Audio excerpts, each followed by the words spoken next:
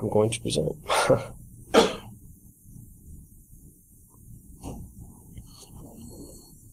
So this talk I have lined up today is going to partly be about the research I conducted for 6 months on the RTF spec and some things I learned about it that would be really useful for both blue team and red team alike. My favorite slide, the slide where I talk about myself. Currently, I serve as an engineer on IGZIA's ATI team. So we do a bunch of exploit development and malware analysis. I'm a proud DSU graduate, so I know I got some friends here today supporting me. I appreciate y'all for showing up, and I definitely love CTFs. Hi, Jake.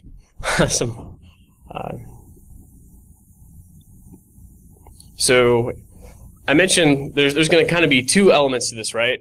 Blue team and red team. So for all my blue team friends, here's the key points that I think that you're going to get from this, and that's going to be kind of understanding how to analyze malicious documents, the capabilities, the red flags to look for. So those of you that are maybe responsible for writing signatures, hardening desktops, right? I think you'll get a lot from this. Now, if you're on my favorite team, the red team, the key points here are going to be obfuscation techniques. So I've heard some pen testing friends complain about, hey, what are we supposed to do now that macros are all locked down pretty well? Like, what other options do we have? And I think we'll quickly find out that the RTF spec provides some options for you to still be effective in your engagements. For those in vulnerability research, we'll go ahead and actually revisit the work that I've done and just laugh together at how Microsoft literally hands you the blueprint to finding vulnerabilities.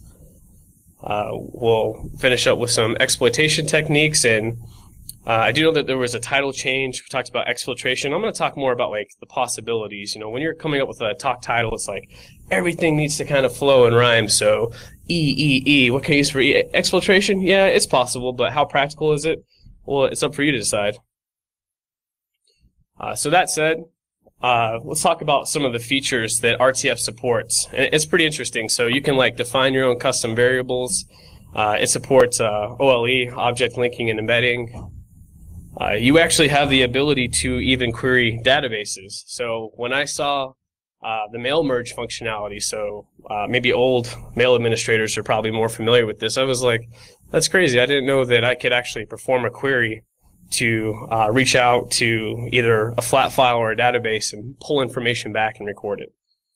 The rest of this stuff over here is kind of, what you would expect out of some type of feature-rich markup language. For those of you that are, maybe not red or blue team, but it kind of affects us all, like why should we all care? We see this a lot in phishing campaigns. So previously I worked at a couple of banks, and I mean, phishing is just the way the bad guys win, right? It's the path of least resistance, and I think it always will be for quite some time to come. Its roots are pretty old, so RTF as a spec goes back to 1987, so like a year after I was born. And it's one of those like gems I don't think too many people focus on anymore, because we already have, or Microsoft already has a new standard for you, which they like to see you save and use documents. And as we'll see later, it has a pretty wide attack surface. So to give you an idea, of what an RTF document looks like, it's pretty easy to understand. So for contrast here, I thought I would take something I think most of us might be familiar with as HTML and show you that this is what a hello world in bold would look like, while also including a picture of a cat. And then if we wanted to translate that into how it would look for the RTF spec, it would look as we see at the bottom. So key things to kind of take note of, the magic file header, so \RTF and then a version number. We have \B to just say, hey, we're going to, sorry, I'm trying to like dodge out of your way, \B to say, hey, we'd like to bold this text, hello world. And then finally we have a picture object.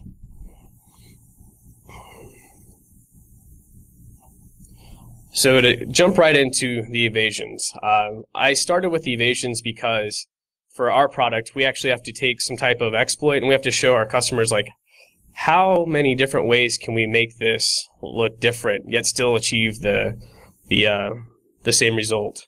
So I did a study. I went and grabbed all of the RTF documents I could from the beginning of the year to about the end of June.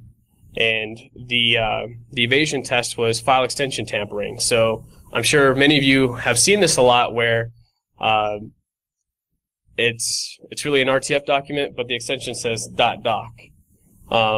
What you can actually do is, to talk about the study first, is most of the extensions that were RTF documents were actually all .doc, and I'm thinking that maybe people are more familiar with it, easy to associate with. Maybe some people don't know what an RTF extension is. About 100 of them were actually just RTF extensions. Less than 10 were docx, which that's not going to work. And then there were 300 other random extensions that really didn't seem to do anything because Windows, by default, when you install it, won't actually associate these other file extensions with Microsoft Word. So I decided to go ahead and look at what are all the different ways that we could possibly just tamper with that one piece to possibly gain some new ground. So there could be, like at your mail gateway border, hey, we're going to maybe drop certain types of file extensions. So you could literally go ahead and rename an RTF document to doc.wbk for workbook and .wiz, and it's still going to go ahead and run your RTF payload.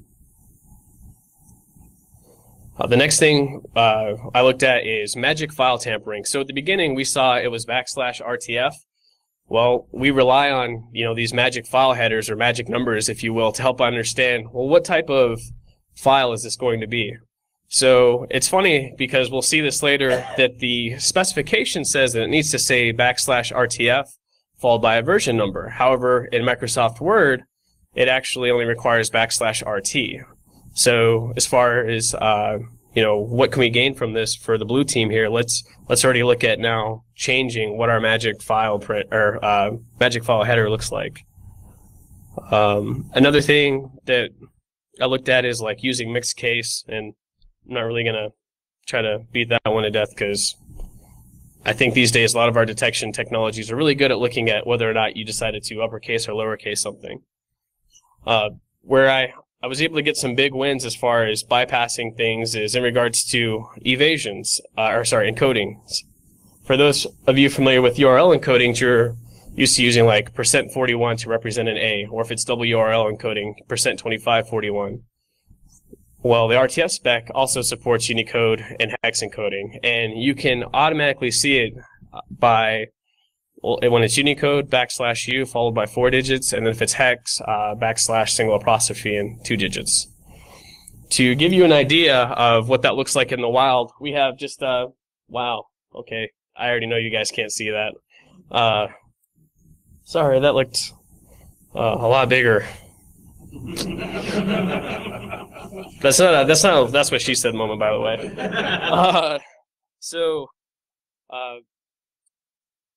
Effectively, what had happened was a researcher had wrote about a new malicious RTF document, and they had used for their magic file header \RT VPN, and it was crazy. It was like, man, VPN, what does this mean? Like, why does this work? And eventually, you just start taking bytes away to understand what's the minimum required. So that's why we were able to define what's that new minimum requirement. Some other things, and I know I'm talking to these now, but I'll be demonstrating some of these later. Bin substitution. So by default, when you look at, I'll use like packager objects for example, because we see those pretty commonly in the field. You'll see that a binary may be shown as a hex stream, but you can use bin substitution to define, I want to represent these next characters as ASCII characters that would represent their binary representation, as opposed to as you see it in the stream. Wow, this keeps sliding off. The other really effective, probably one of the most effective evasions that seem to work very well is just using white space to chunk up your malicious RTF document. So I think I got a couple more here, and then we'll get back to looking at more examples. So this one, I kid you not, is probably my favorite because it takes advantage of the RTF spec in the manner of which other people can introduce new words. So we saw there was a picture object, right? We know it makes a picture. If you were to develop an RTF reader and said, I want this control word, or this word to do something else, well, we can take advantage of this by defining our own. So here we define a simple hello control word, and essentially when Microsoft Office goes to read it, it's going to look in its table and say, hey, do we have this tag? We don't, so skip it. But we can use this to literally just keep inserting this in different places in our document to help obfuscate it. So when you go to maybe test your payload against whatever AV, use this technique to kind of help break up whatever your payload is, and it's still going to run just fine. Hey, this looks a lot better for some reason. So here's just a couple more. An example of the bin one here. What's really unique about how the attacker used this one is that bin followed by a number specifies, here's how many bytes afterwards I need you to go ahead and treat these as ASCII characters. But here they specify zeros. They specify a lot of them. And basically what you're allowed to do is have a certain number afterwards, and effectively it's like a null. And then I mentioned white space obfuscation is also really powerful. Here is another payload where what they did is after they embedded whatever their payload was, they just started hitting enter after every single character. The consequence is, well, you kind of bloat your file a little bit. It's a lot larger, but the effective piece is, well, now it's flying by multiple detection controls onto its destination.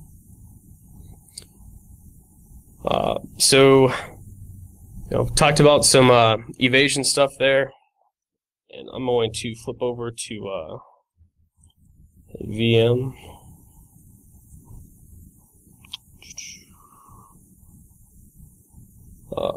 Just to kind of give you an example,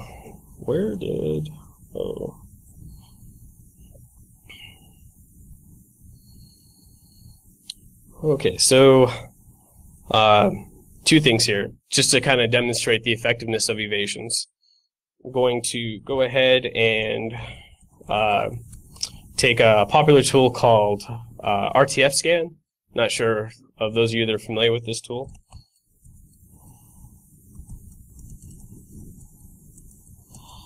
But basically, we can go ahead and scan, a malicious RTF document. Now, this one, it's PowerShell, so I mean, it's really going to have a low index rating, as especially pen testers are aware. PowerShell is basically king in most environments. So what I decided to do is, all right, well, how could we obfuscate this in a manner that would simply bypass even this tool? So I've already done it, and we'll take a quick peek at it. I went ahead and just scanned a different file. We're going to take a look at that, but we see that analysis is finished. There's no malicious traces now. And how are we able to easily defeat this? Well, as I said earlier, it's really all about using fictitious control words. So what I've done... Oops, I know that's not helping. I really don't want to lose my laptop when I turn my back. What I've done here is we have the object data tag, and that basically says, here comes what's expected to be treated as binary. So every two characters here. And I just started inserting my own made-up control word called meow. And I just started just placing it in random places, right? Meow, meow, meow, meow, meow, meow, meow.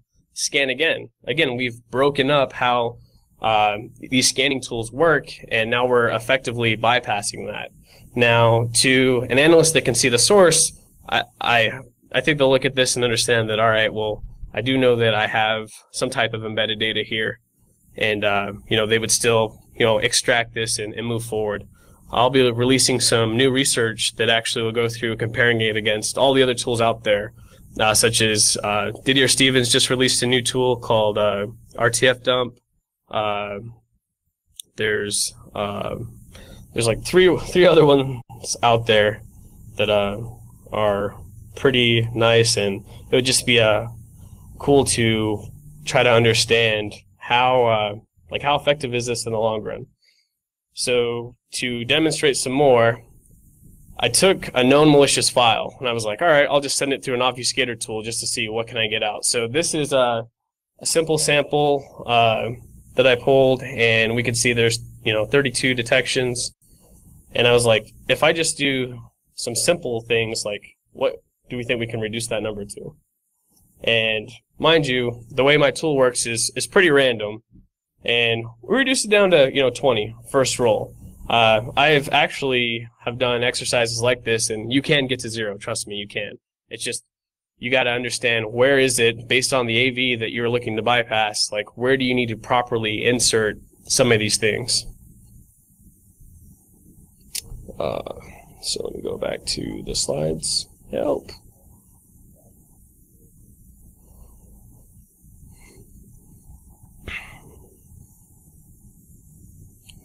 All right, so vulnerability discovery.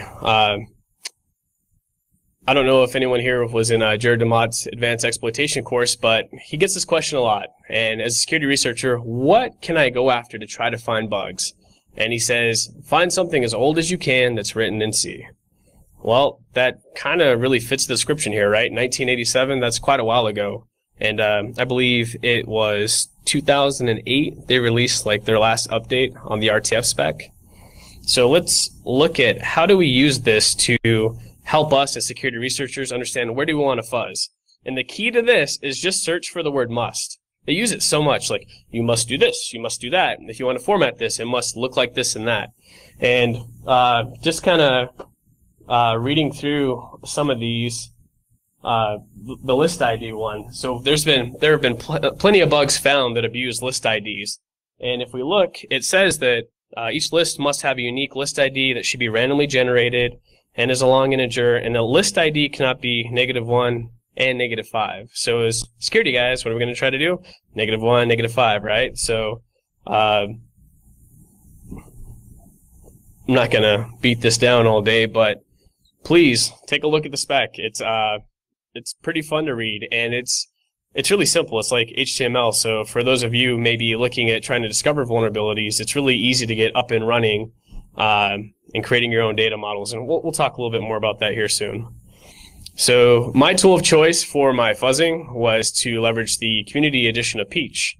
And there's basically kind of two approaches to this. You can take a mutation-based, for those of you that may use something like WinAFL, where you can just hand it your test case and say, hey, mutate this one at a time until hopefully we get a crash.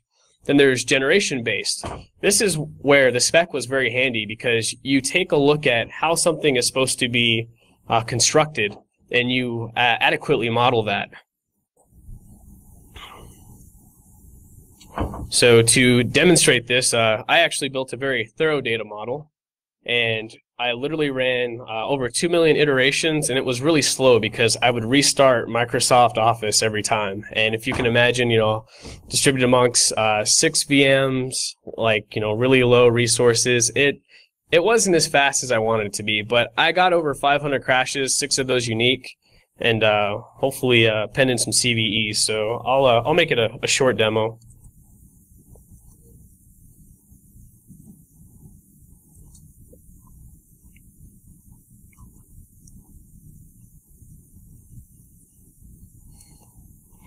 So this is, gosh, this is horrible is what this is. Sorry, the scale. But basically what we do is, okay, so I have a data model called RTF All the Things. I found every single tag I could and said, let's take these and allow Peach to create them and mutate them according to whatever strategy we want. So you properly define your header, you add a tag, and you begin mutating.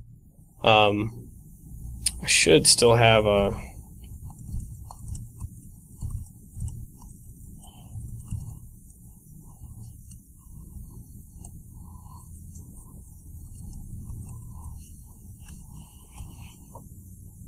Whoa.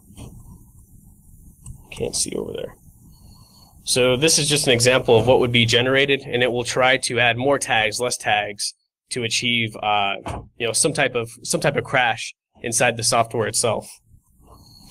So it's generating that file, and then you open that with. Correct, with Microsoft Office. So I mean, I could. If I could, I mean. Yeah. Well, I don't have to. It's kind of like it's awesome. It's kind of like fishing. I don't know if anyone here likes fishing. I love to go fishing. I like, fishing in the security sense and the real sense of the word. It's kind of like set it and forget it. So once you build this, you just, you cast your line, and, every morning you'll check, like, we got a fish here, we got a fish here. Yeah, yes, no. So.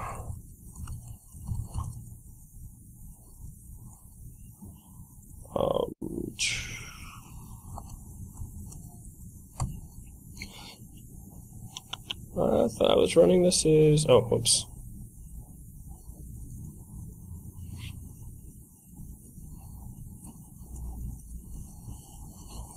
There we go. So this is what the process looks like, right? So it's going to create a new test case, open it up in Word. You may not see Word fully open every time. Wow. So look, we just caught something. That's not by design. I'm telling you, it's not. But this is typically what it looks like when you get a crash. So wow, we may have a new submission on our hands. That's actually really cool if that turns out to be the case. Promise you it's not staged. I'm actually going to let this run because I really want to see that. We'll come back to it later, maybe to check on it. But this is what the process is like, where you go ahead and please reproduce. I'm getting distracted. Please reproduce. When I say reproduce, like, is it luck, right? Was it just a coincidence that it just happened to crash once? So you always want to try to reproduce your bugs. That way they're easy to analyze, understand, are these exploitable or not? Oh, this is a real painful position to be in. So kind of moving on. Wow, 20 minutes. Need to fly here. Some food for thought. I spent 6 months fuzzing Microsoft Office 2016, and I did it just on the Windows platform. But if the creator has its flaws, how about the imitators, right? So think about other applications that work with RTF documents. What could we possibly find there? And I'm convinced on some things I've tried that Android is going to be the next platform I decide to test against, because I'm already seeing some pretty interesting results. But also think about maybe cloud-based services that may take this in. So I mentioned that the packager DLL is pretty much one of the better options for getting around issues with macros. And how it works by default is you simply open up your document, you'll go to Insert, select Object, and then pick whatever it is you want to try to get the user to click on.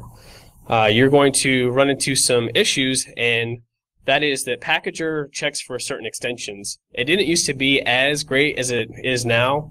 I'd say 4 years ago, you could even do jar, a couple of other extensions, and it wouldn't even tell you anything. It would just start running it. So here's how that process looks. The packager DLL will actually call the shell W API to run a series of checks, and those checks are to first get the path extension, because it doesn't care what you name it. It just wants to know, based on this extension, is this a risk? And there are a lot of hard-coded checks that it goes through. But as I went through these, and as you can see here, this is from IDA, here the hard-coded list of things that it checks for. I didn't see certain things like PowerShell and like Python, like other kind of scripting languages. So digging further into it, then it'll actually go and query, like based on that file extension, it'll look in the registry. And it's looking for a special flag to see, is it safe, always dangerous? There's a couple of them. And if it doesn't find anything, by default, it will still give the user one courtesy warning.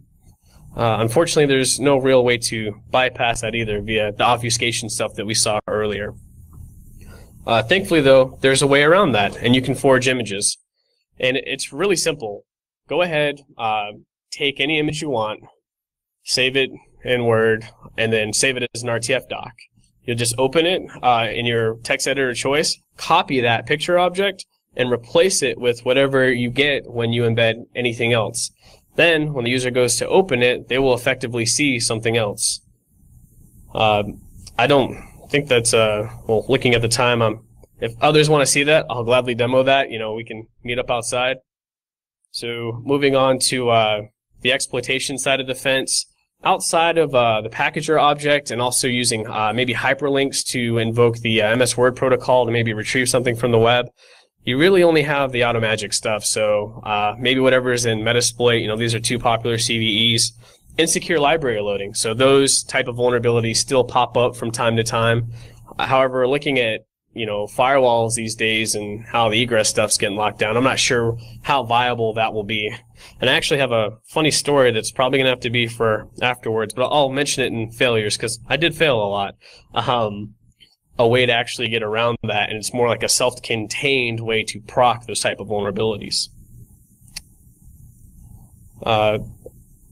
This is the best tree I could produce based on today.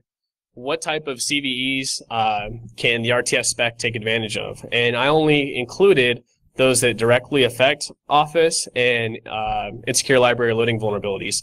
I didn't include something that that I should have because it's been used in popular nation state malware, and that's embedded font type. So I have another demo here for you. Doing okay on time? Oh, I'm over? It's okay. Be quick here. So this might go kind of quick. When you embed something, you have the, yep, I know there's not enough memory. Here's what I meant by we can actually take a picture and overlay it here and make it look like whatever we want. So I noticed that there's a way to get around that first check, that courtesy check, and that's if you have a kernel level vulnerability. So I took Juru's simple proof of concept that he put out on the internet, and literally just by double clicking this, boom. So if you have, like, you know, kernel level payload or whatever, instant execution, they don't get a pop-up or anything. Now, I'm not advanced enough to write something like that, or I would have gladly demoed it for you, but it's important for us to understand, like, what are the possibilities? How could a potential security control fail us? So that VM's going to heaven.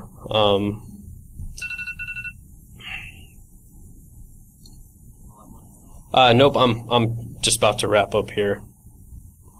Yeah, I have a lot. So for countermeasures here, blue team, for those of you that write Yara SIGs, don't look at, you know, \RTF, just look for \RT, preceded by an open curly brace, of course. IPS IDS rules, I really don't have anything for you. It's kind of a joke. For those of you that are in charge of maybe administrating systems, look at actually switching the kill bit on the packager CLS ID. So that way, if you do deliver it and they try to run it, it's immediately denied. You can also change how you associate .rtf docs. So if you go to Start, Default Programs, you can actually see, like, hey, how are things associated? If I click on this extension, what opens up? For fun, go ahead and just change it to just WordPad. I mean, WordPad seems pretty simple, or even Notepad if they really need it that bad. Of course, that's all about you know, what all you really need, right? For some people, it's pretty practical to do that, right? So coming from the banking industry, like, you could pretty much get away with that, but maybe in other areas you can't. So I mentioned failures, and I'll talk about those really quick, because as another researcher taught me, it's always important to acknowledge your failures, and we will close. I talked about triggering insecure library loading automagically, and here's an interesting caveat. So you can make something persist on your target host in their temp directory if you first embed your object, then place some type of POC to go ahead and crash Word. What happens is the packager DLL doesn't have the opportunity to, you know, kind of clean it up and remove that from the target environment. So by embedding the DLL that would trigger that and a crash, it will go ahead, or sorry, the DLL, and then you'll need another RTF document that you'll want your victim to click on, then the crash. So the first time it happens, nothing's going to happen. You're betting on that second time for it to happen, for it to pop. Another failure that I, personally failed at is porting embedded font vulnerabilities. I showed you the Juru thing as a embedded object. You can actually convert, these font types into actual embedded fonts. And I'm hoping that pretty soon here I'll be able to get the programming right to get that done, so that by default now when they open the document, there's no user interaction. It's just click and go. And then the last thing I tried is using byte order marks to kind of throw off any type of detection system that's banking on seeing \RTF first. And that was unsuccessful because Office doesn't care about that. So, yep. Nope, that's it. We really don't have any time here.